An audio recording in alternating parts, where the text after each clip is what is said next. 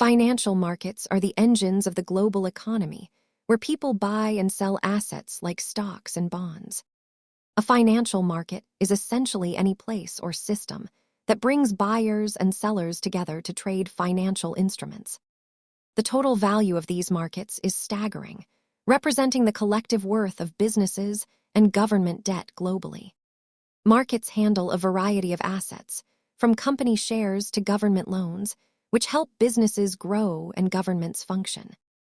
It is important to distinguish between new assets being created and existing ones being traded between investors. Over the last decade, we have seen a steady increase in individual participation in financial markets thanks to easier access. Ultimately, the primary role of any financial market is to set prices based on what buyers are willing to pay. Understanding these foundations helps you navigate your financial journey. Remember, this is educational content, not financial advice.